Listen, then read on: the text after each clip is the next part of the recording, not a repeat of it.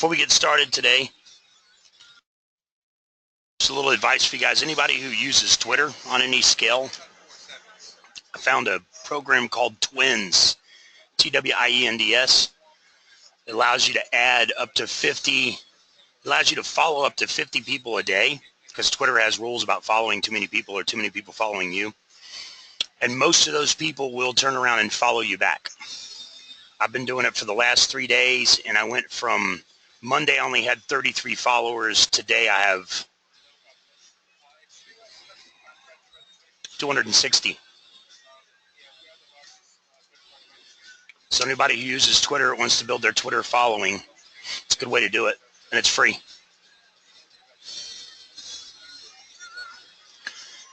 Anybody get a bid solicitation? What's that? What is that called again? Twins, Twinds, like friends, but Twitter and friends mashed up together. Like if you combined YouTube, Twitter, and Facebook, it would be YouTwitFace. Okay. Oh, gotcha.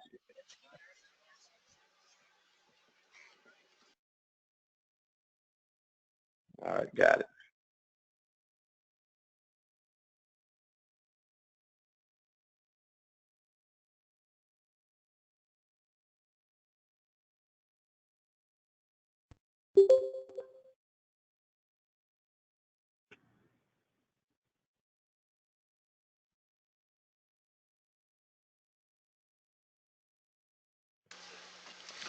Twins, Twinds.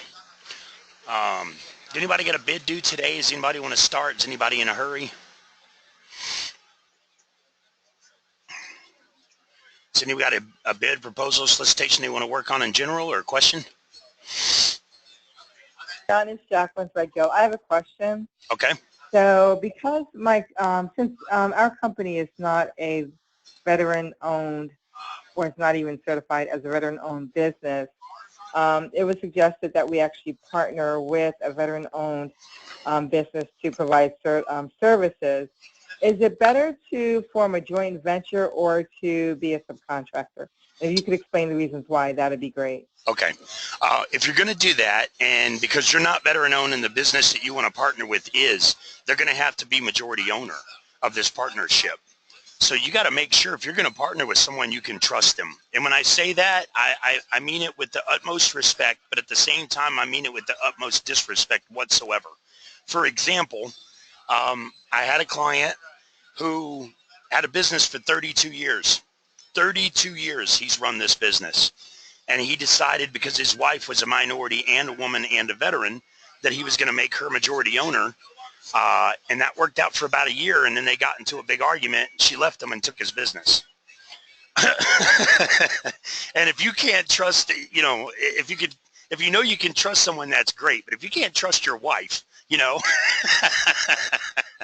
so I tend to tell my clients to stay away from teaming agreements and partnerships, because they can be, they can be just as bad as they can be good.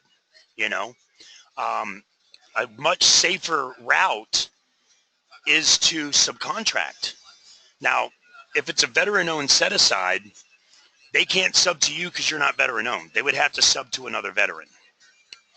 So in that case, if it's a veteran-owned contract, they're going to have to subcontract most of that out to another veteran. So that's not going to work. In that case, you would have to be a partner, and they would have to be majority owner, and you'd have to trust them. It's that simple. I've had 7 or 8 partners, and we've got millions of dollars worth of work. I don't have a partner problem. I hear you, but I get people that ask that question: should I do a teaming agreement or partner with this company? Yes and no. Most of the time, it's the other guy. If you get one guy that's greedy, it don't matter what side he's on. But this sounds terrible, hearing all this stuff. I've got 3 partners sitting here, and they're all getting ready to sue me now. They're all going to sue you? I'm serious. 4 people sitting in my office, and 2 of them are my partners. Yeah, I got you. Okay. I know plenty of successful partnerships. Probably close me down. I have plenty of clients that have partners that have had partners for years, and they do very well. You know, if you look at it this way, most lawyers partner up, and that's for one reason, because two minds are better than one. You need to go on vacation. You need somebody you can trust to run the show while you're out of town, or you know, you can't always be there 100% of the time. Well, I'm seeing this. I've been doing this for 35 years. I've been into millions of dollars, and I've been into pennies. I mean, I've just the partnership's a good deal most of the time. Yeah, no, I agree. If you got people you can trust, but you know the drill. If you have someone that you think you can trust and you can't, it can hurt you just as much as it can help you, especially if they're a majority owner. You don't let the partners have all the money. There's a Nope. way of setting it up. Start. Yep. But if you're going to do a teaming agreement or a partnership with another business, my suggestion is you definitely get an attorney involved to review the paperwork before you sign anything. I Okay. tried about 3. I don't need them anymore. Well, there. So, John, you're stating that so if it's a subcontracting arrangement, does it have to state that it would have to be a veteran-owned subcontracting arrangement, or if it's not stated that, can they still subcontract out to an entity that that is not veteran-owned? Correct. If it's woman-owned, they have to sub it out to a woman-owned business. If it's veteran-owned, set aside, they have to sub it out to a veteran-owned business. They changed that in 2012. What if it's not stated that? Really? What if it's not stated that? Is that assumed? No. If it's not stated that it's a set aside, you can sub it out to anyone. Okay, but if it's a set aside, you do have to it would have to be subcontracted out to a veteran-owned business. Yeah, otherwise veterans would snag up all the veteran-owned contracts and they'd sub them out to anybody, and then most of the money's not going to veterans. Okay. And that was happening. Okay. When VetBiz was taken down in 2012 for like 6 months and revamped just because of that reason, because veterans were snagging up contracts and subbing them out to anybody, and the bulk of the money wasn't going to veterans, it was going to anybody. Okay. Or they so that would leave us, so that would a partnership then. Well, like I said, if you're going to get into a partnership and you want my advice, I would get an attorney involved. I would not sign anything without having an attorney review it. Right. There are companies out there that are predators, and all they do is look for people like you that they can convince to get on a teaming agreement or a partnership, and you sign everything, don't have an attorney look it over, and now they own your business. No, that would never happen. So not with me. So. Well, if you don't get an attorney involved and read the documentation properly, that can happen, and it does happen. Not that it would happen to you. I'm not saying you're that naive, but don't be, you know. There's companies out there that they'll take over. They'll do a hostile takeover, and they'll piece the business apart and sell it in pieces because they make more money that way. And they'll just destroy your company for no reason except to make more money for them, you know. So if you're going to do a teaming agreement or partnership, you should always have an attorney involved. That's all I'm saying. Yeah, I had planned to meet with my attorney tomorrow anyway, but I was going to call you today to get your opinion first. Sure. Okay. Yep. Thank you. No problem. Anybody got a bid, solicitation, or proposal to work on today? John, it's Earlene. I have a solicitation I'd like to work on today. I've sent you an email. Awesome.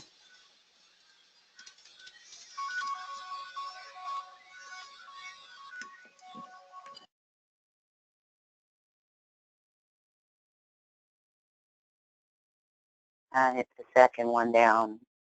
I'd like to work on this solicitation. That's actually, it was the second one down, actually. Go up one. Yes, the 3:30 p.m.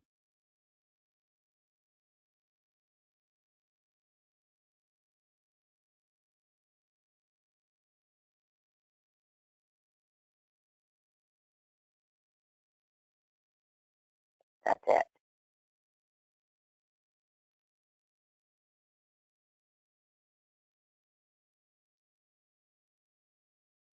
And that's it.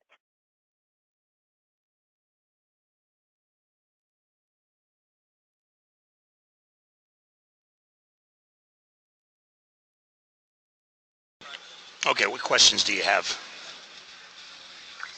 Actually, there was some, the first question is that if you scroll down, there's no instructions whatsoever in terms of how they want it submitted. So I was just going to go with your recommendations that you did on one of your videos about the cover page, the signature page, where you outlined exactly the process of submitting.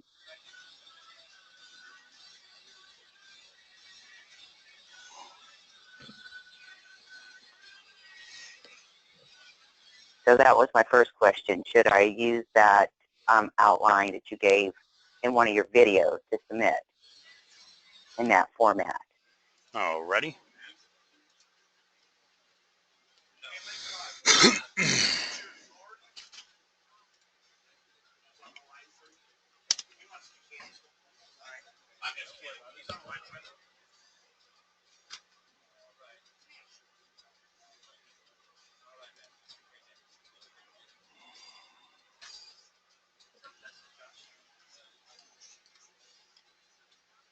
And I have secured pricing on the brand name, so Okay. I will be able to supply exactly what it is that they're looking for.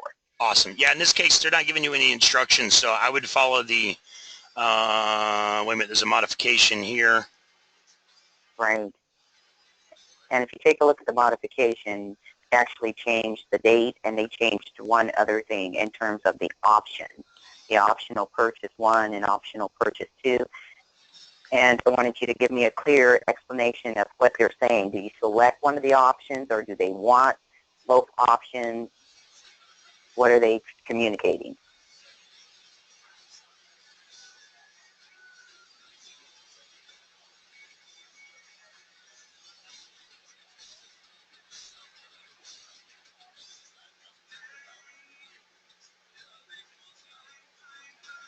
I don't know, because they're not giving any instructions here at all. Right. It's a 1-year contract.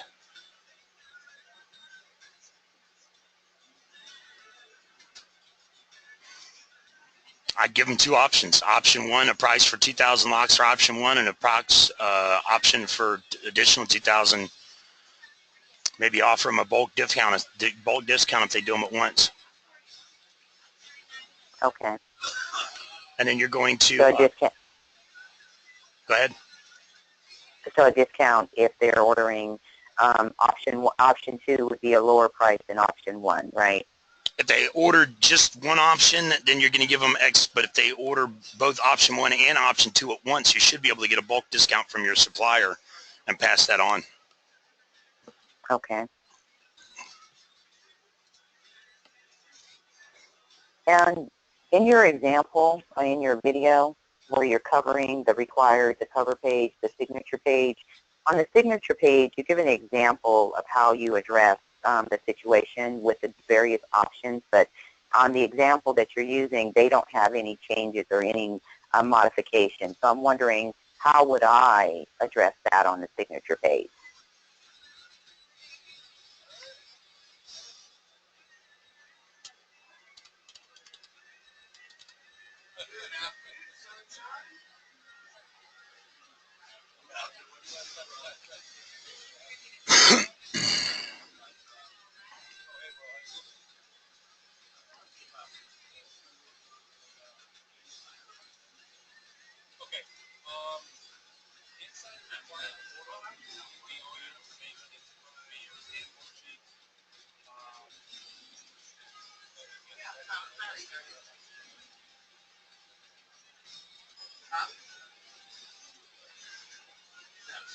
Okay, so your signature page, all you're covering on the signature page is name, title, phone, and email of the person who's responsible for signing the documentation. You can leave me as a backup person. This is someone who's also responsible for negotiation. All right? Or excuse me. This box is for people who are responsible for or authorized to negotiate on your behalf. So if the purchasing agent wants you to sharpen your pencil or change something or modify something and they can't reach you, you can make me a secondary or third POC. Then you put the person authorized to sign the proposal. You put their name and title here and then sign it here. And then your company name is in agreement with the terms and conditions and provisions included in the solicitation number. Solicitation number goes there. Your company name is a small, woman-owned, minority-owned, veteran-owned, blah, blah, blah. All that goes on this page, on the signature page. You can put it on your letter, your logo, and all. Hey, Wayne, Yes. the information that you're showing us now on screen, do we have access to what it is you're showing us, or are you Nope. going to send All us you gotta- copies of all these? Anytime you need anything, just email me and say, can I get a copy of that? And I'll send it to you. No problem. Okay, what if we don't know if it's a copy of that? Y'all don't have a general data page or something that has your various forms? Nope. No, I'm not Okay. going to take all my goodies and put them on the internet where anybody can grab them. If you want something I have, just ask me for it. I'll send it to you. Just if we specifically run into something, give you a call or whatever. Yep. Or just drop me an email and say, hey, do you have a template for the blah blah blah? And most things I've got templates for. All right, thank you. No problem. So John, that's this is Melody. Did you say you need 3 contacts on there? no, but you're better off with 3 because if you only put 1 contact and you happen to be out that day or your cell phone's dead and they can't reach you, you just lost the contract because they can't reach you. If you have 2 point of contacts on here and they can't reach you, they got a secondary person to call on. And if you want to leave me on there and they can't reach you, they can reach me. I can try and reach you. Or maybe they just have a question that I can answer. Okay. I'm not going to negotiate on price on your behalf unless you tell me ahead of time, to do so. Otherwise, I'm just available to try and get in touch with you or if they need anything changed or modified. Okay. All right, so that's the signature page. Okay. Cover page is just that. It says cover page on it. It's got the description. It's got the SOL number. It says the agency and the office and the bureau, which is all right on FBO right here. You just copy that. Okay. It's got the current date. It's got your company logo, company name, address, city, address, phone number, whatever, contact info, your DUNS number, your cage code, and then it's got the actual NACS code that they're using, which is right here. And the classification code right there. Okay. And that's it. That's a cover page. Again, you can put it on your letterhead, use your logo, make it look nice. And those 2 pages are very simple. Index page is primarily for when you're doing a printed opportunity where you have to print documents and physically mail them or physically drop that document off. You're going to want an index page showing where each document starts and each one ends. But if you're just sending an email, each attachment is going to be named. So you don't have to have a template index page if you're doing it by email unless you want to. Okay. Maybe your technical proposal is broken into 3 sections. So your index page would show that the technical proposal is attachment number 6, and that attachment has 3 sections inside of it, section A, B, and C, or something like that, John, are you talking? I just don't hear anything. You can't hear me? I can hear you. I Can hear everybody you. else hear me? Yes, I can hear you. Yes. Yes, we can hear you. Let me give Marty some instructions real quick.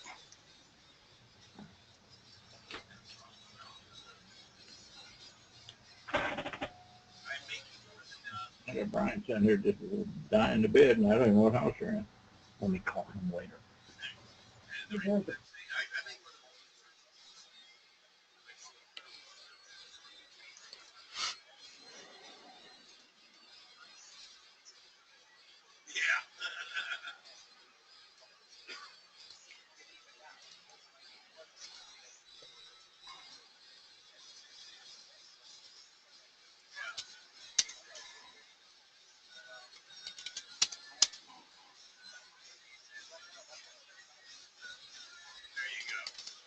Hey, Wayne, quick Yes, sir. question. Yes. Y'all created a SAM account for us. Where do we locate it? It's on sam.gov. I can show you here in a minute. All right, thanks.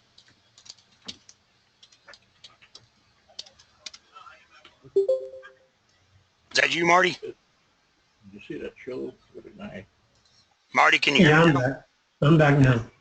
You can hear me?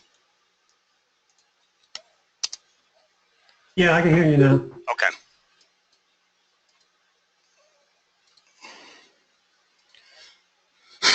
To access sam.gov, you just go to sam.gov.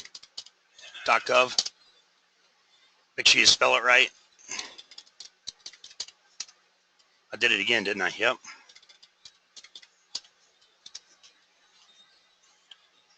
And that's sam.gov right there.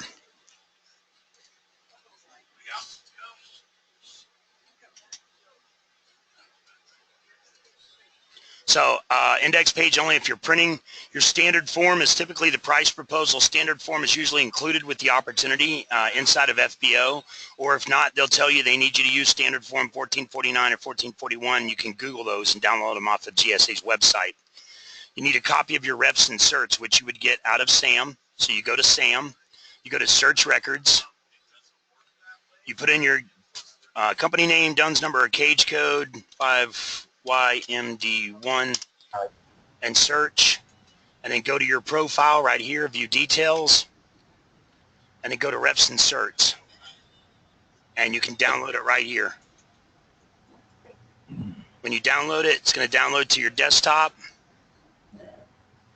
Once it downloads, wait for it to open, and then you want to print it to a PDF. So I'm going to change my print manager to a PDF and save, and it's going to name it automatically. Leave it just like it names it, and it downloaded it right to my desktop right there, and then you just attach it. That's simple. That's your reps and certs. That's number 5. Your technical proposal, number 6. Technical proposal would be if you're selling them a widget like these doorknobs, like these locks. Your technical proposal is simply a brochure. You can get a brochure from the manufacturer or the supplier, and that's more than sufficient as your technical proposal.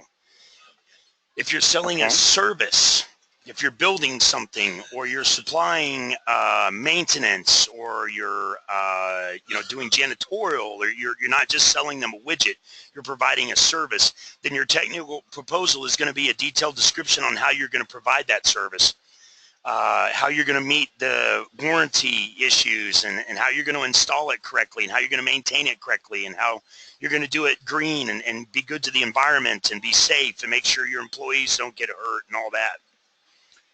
So if it's just a widget, it's just a brochure. If it's a service, it's a detailed description of how you're going to provide that service properly and safely. Sometimes they'll ask you for a separate price proposal. If the price proposal is separate from the standard form, they might ask you to give them a breakdown of the pricing of all the different pieces instead of just one final price.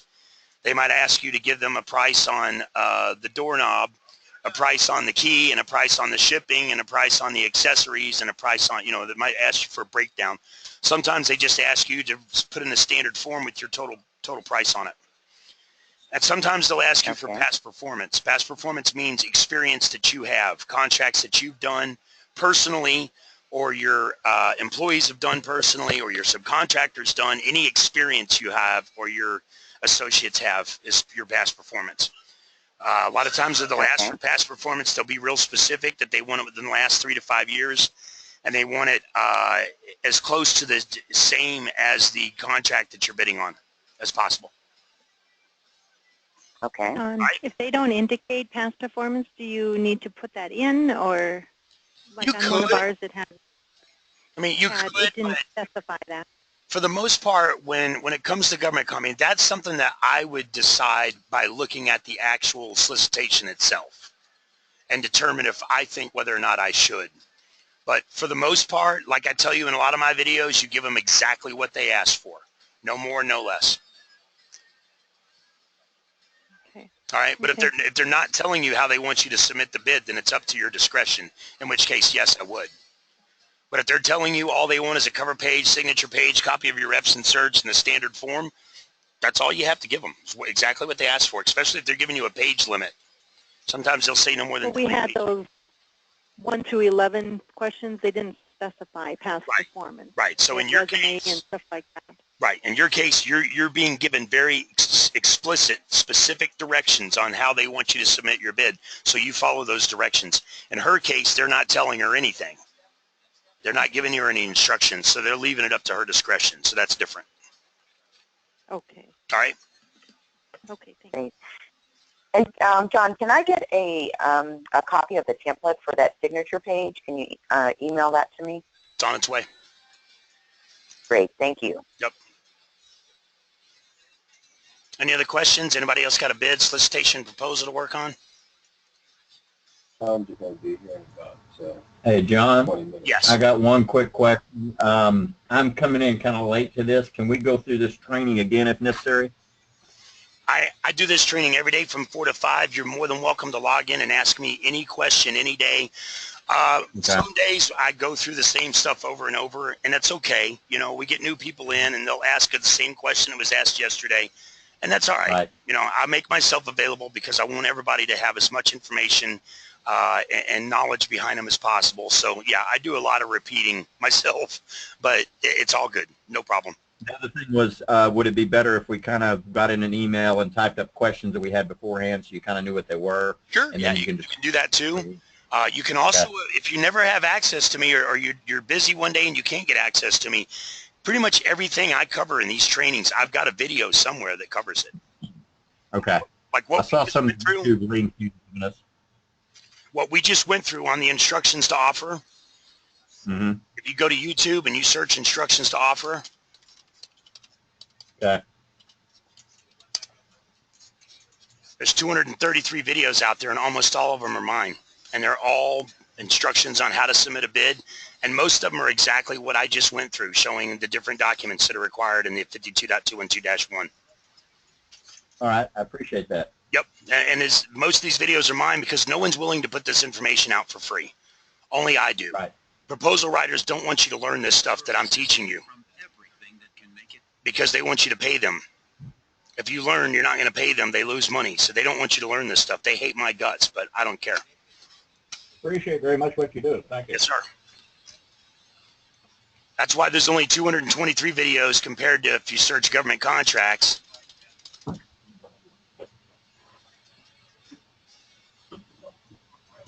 $1,400, yeah. Oh, 834,000. 834,000, and I'm still number one. Yeah, that's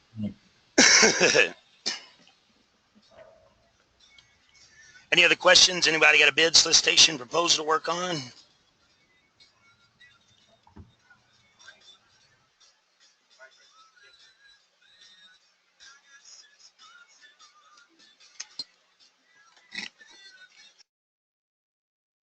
Well, if there's no other questions, or nobody else has anything to work on, I guess I'll go ahead and shut it down for today.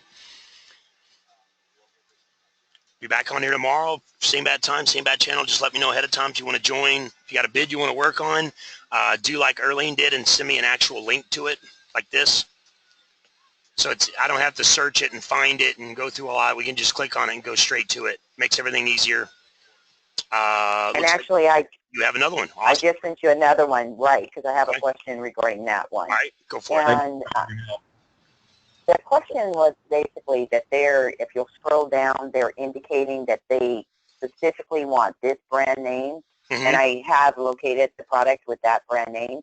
But when you actually look at the description of the specifications, and I sent you an attachment to that because it's in the Sparware business opportunities. I don't know if you can open that or not, but I just attached the specifications. What they're requesting is that you include a documentation certifying that it is definitely a Cisco brand. So I was asked, my question was basically, do I ask the supplier that I'm going to go through to provide me with that, or? Yep, absolutely. Okay. Okay.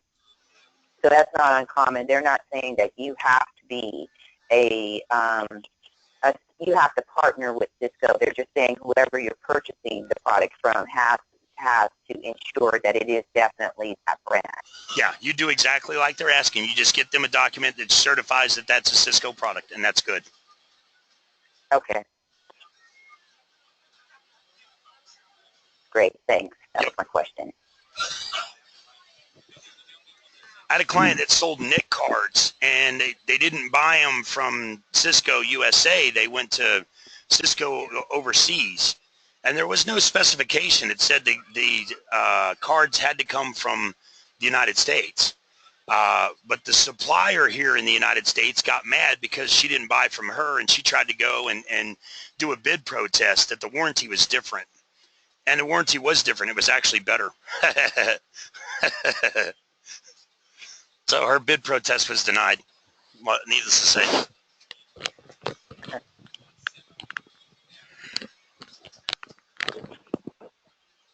Hi, John. I'm looking on here, instructions to offer, and I just put your name on here on YouTube because I'm a beginner. I'm just getting started in the federal contract business on doing construction jobs. Sure. And my problem is I'm trying to figure out the first part is how to bid. Your video federal, you got several of them, so I'm trying to figure out which one is the best one to watch. And I see federal contract bid training. Is that a good one to start off so I can start submitting bids? The best one to start with is the one that I typically is on every email I send out. It's right here, Contract Training Volume Number 1. That's the best video to start with because that covers the entire federal system from A to Z. How it works, how you function as a prime contractor. And then when you're done with that one, watch this one. That covers the entire system on how to work as a subcontractor to primes. And then Great. Go ahead and subscribe to me on YouTube. Subscribe to me on LinkedIn. Yep, I did. I post daily videos and daily articles about details and problems and issues, etc.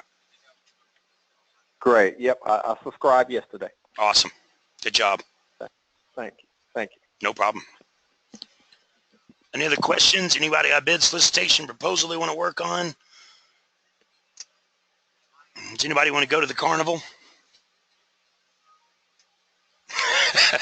Just seeing if you guys are paying attention. No other questions, nothing else to work on. Then I'll go ahead and shut her down for today. I'll be back on her tomorrow, same time. You can always email me questions throughout the day, or if you want to make a list of questions you want to go through during the training, you got a bid or solicitation or proposal you want to work on, send me a link ahead of time. That's about it. You guys have a good day, and I'll talk to you tomorrow. Thank you. You do the same. Thank you. No problem. You guys can thank me after you win your first contract. Thank you, John. You got it. Thank you, Don. You got it. See you tomorrow. Bye.